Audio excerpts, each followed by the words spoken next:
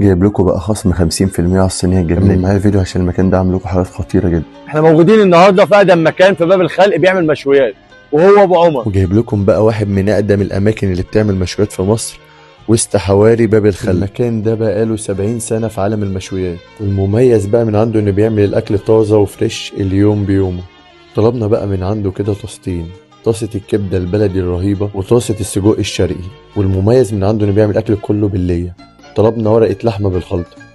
وعايز اقول لكم بقى ان شكل الاكل يفتح النفس من جماله وحلاوته. والجميل من عنده بقى انه بيقدم الاكل كله في طاسات. واول بقى حاجه كده جربناها من عنده هي السجق الشرقي.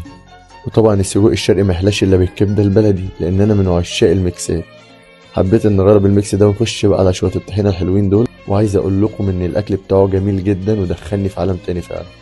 الميكس فعلا روعه، خطير بجد، ياخد 10 من 10. وتاني حاجه بقى دخلنا عليها وهي ورقه اللحمه بالخلطه. وعايز اقول لكم بقى ان شكل اللحمه يفتح النفس فعلا. وايدي بقى طبعا كده خدتني على الطحينه تلقائي، لان انا من عشاق الطحينه. فعلا كانت ورقه اللحمه جامده جدا. وابو عمر بقى حب يرجعنا للزمن القديم وعمل لنا صينيه اسمها طبليه بلدي.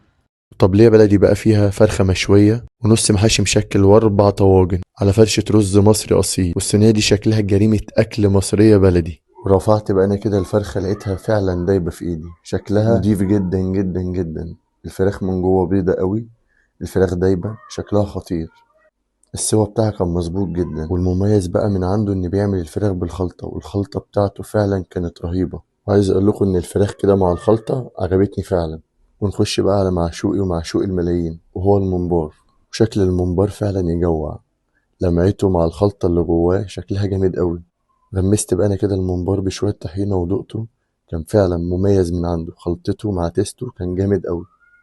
وانا من الناس اللي ما بتحبش الكوسه المحشيه، بس لمعتها كده خطفتني، عجبتني بجد. والاكله دي فعلا ما بتحلاش الا بالعيش البلدي الاصيل. ودي اللحظه بقى اللي انا كنت مستنيها من بدري جدا، وهي الملوخيه. ومش كل المطاعم بقى بتعرف تعمل ملوخيه، بس حسيتها انها بيتي بجد، عجبتني فعلا. وعايز اقول لكم ان ده واحد من احلى المطاعم اللي انا جربتها الفتره الاخيره كتيست وفيو.